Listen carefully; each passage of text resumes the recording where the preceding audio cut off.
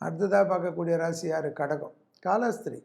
2ல் கேது, 8ல் ராகு. மன அழுத்தம், வயிறில் தொந்தரவு, அசிடிட்டி தொந்தரவு, ப்ரோபயாட்டிக்னுவாங்க, குட் பாக்டீரியா இல்லைன்னு. வயிறு நாற்றம் அடிக்கிறது, இது அடிக்கிறது, கேஸ்ட்ரிக் அடிக்கிறது, வயிறை நல்லா கழிவுகள் வெளியேற்றணும்.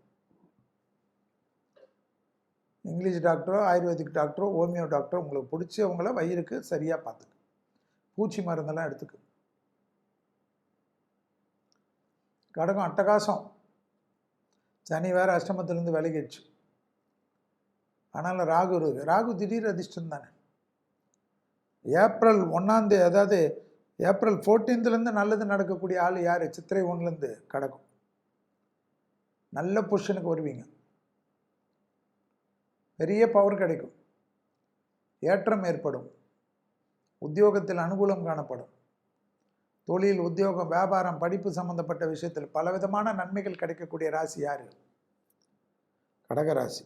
இழுபறியாக இருந்த எல்லா பிரச்சனையும் தீர்ந்துடும். யாருக்கு? கடகராசிக்காரங்க. ஞாபகம் வச்சுக்கணும். பிள்ளைகள் விஷயம் நல்லது நடக்கும், கல்யாணம் நடக்கும், பிள்ளைகளுடைய கல்யாணம், பிள்ளைகளுடைய படிப்பு, பிள்ளைகளுடைய தொழில், குடும்பத்தில் புது வரவுகள், இடமாற்றம், வீடு மாற்றம், மனை மாற்றம், உத்தியோக மாற்றம்லாம் வரும். ஆனால் முதுகு தண்டோட கண்டிப்பாக பாதிக்கும். உட்காரச்ச, ஏந்துக்கிறச்ச, குளிக்கிறச்ச, கிளிக்கிறச்ச, படிக்கட்டு கிடிக்கட்டு எல்லாத்துலேயும் உஷாராக இருக்கணும்.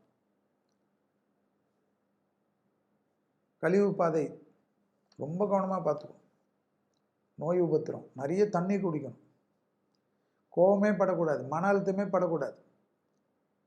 பெரிய ஜெயம். பெற்றோர் பெரியோருடைய தேகாரைக்கு மட்டும் கொஞ்சம் பார்த்துக்குங்க. நல்லது நடக்கும், அதில் மட்டும் கொஞ்சம் பார்த்துக்குங்க. யார்? கடகம். பார்த்துட்டா நல்லாயிடும். மறந்துடாதீங்க. வாகன அமைப்பு, சுபகாரியம், அஷ்டலட்சுமி கடாட்சம் எல்லாம் கிடைக்கும். வாரத்தில் தேன் தடவை வாரத்தில்